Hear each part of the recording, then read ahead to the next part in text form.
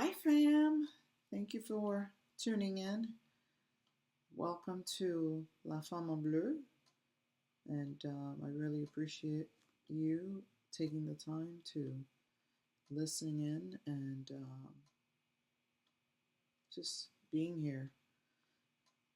So, kind of wanted to take a step back to memory lane in terms of how did I get here. Um, I'm still compiling receipts. I did 2 days ago, I did submit all the paperwork for um, support that my husband had filed for. But I found out that there's additional paper supported documents that are needed. So I'm going to try to finalize that process today again. But I thought I had checked off everything, but apparently there were additional items needed that I had not been asked for. Um, but anyway, thank you for listening in, and I really appreciate you being here and also not being judgmental, but just being a support. Again, no ill comments, just comments of positive vibes. I truly, truly, truly do appreciate that. Um, so I was thinking of how did I get here? Okay, here we are, 15 years later, and nothing to show for it. In terms of 15 years of marriage, it would have been this year. But there sometimes there are obvious signs, but what do? We avoid them, we ignore them. I think one of the things that may have factored into some of the signs that I failed to notice or I was kind of oblivious to them um, was the fact that growing up, people would always say, "Oh, you're so picky," you know, "You're so picky." They always say, "You're so picky," or "Your standards are too high." And you know what? Right now, at the point of my life, I'm saying there is no such thing. If you are picky, then there's someone out there who's as picky as you are and who will be the perfect fit for you. If your standards are too high, then there is someone out there whose standard will be just as high and they'll be the perfect fit for you. So I felt, thinking back now, I did feel as if, well, maybe I should lower my standards, which is wrong. Because once you lower your standards, you'll accept almost anything. And I feel that's what I did in this marriage.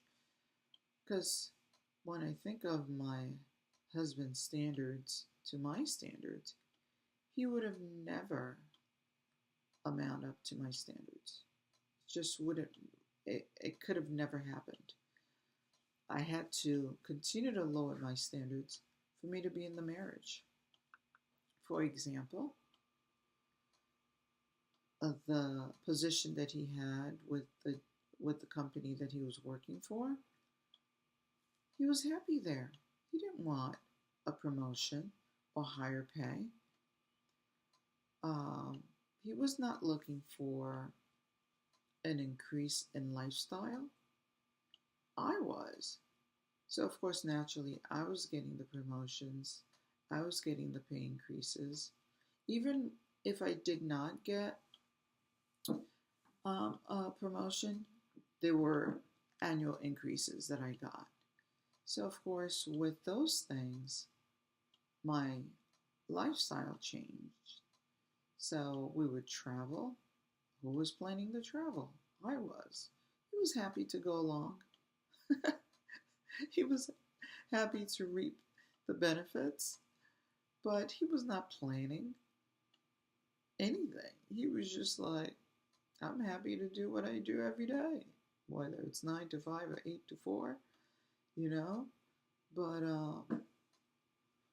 but that's who he is. Even till this day, he will do the bare minimum or settle for the bare minimum. So I was trying to lower my standards to be with someone who would never amount up to the standards that I want. And so that was frustrating. And there were times I would be like, well, why don't you do this? And it's now stepping outside of the marriage. I can see where he was and where he is till this day. So it's not worth frustrating someone to change. And I think I did reach a point where I wasn't frustrating him to change anymore. I had reached a point where I was like, okay, I'm content just to have a body there, just to have a so-called husband. And you know what? At the end of the day, it's better to be alone than to settle. Sometimes you might look at it as settling is good, the appearance of a marriage, you going out as a couple. But you know, when you settle at times, you miss out on your blessings. Because that person is going to be there and that person is going to hinder what God has for you. Whether it's the right mate, whether it's the right, I kind of want to say friends as well, because my ex-husband wasn't really,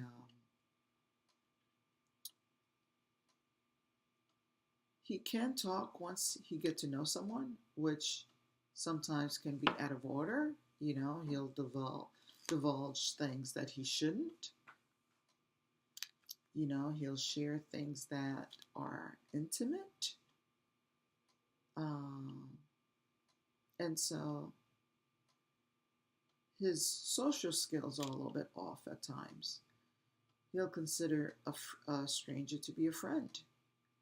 I remember, and you know, from time to time I'll share more.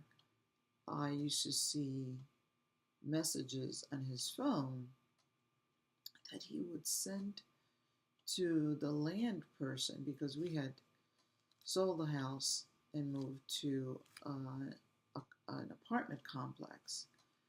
And so I would see personal messages that he would send to this man that he probably thought was a friend, who worked in the rental office. And so this man had never come into our home, at least not that I knew of. You don't know someone until you step back and really think about some of their actions, and you question whether things that you saw were actual, were part of, whether they were real. You know, sometimes it's all a facade. And so yeah, I would see messages sent to this man at the rental office, pinpointing me as a bad wife, I want to say, or someone who's not making the right decision for the family. But yeah, all those things were really upsetting. I never did confront him about those things, because this was kind of like the tail end of the marriage. At that point, I had made a decision that if I can't trust this man, then I don't want to be with him. And if he can't backs me up to support me, even behind closed doors, then I don't want to be with him. Because that level of trust wasn't there. I didn't feel safe. I didn't feel secure. All those things that are traits of a good marriage, those things weren't there. And so I had reached the point where I wanted out, but I didn't know how to get out. That was the problem. Or maybe it was a good thing,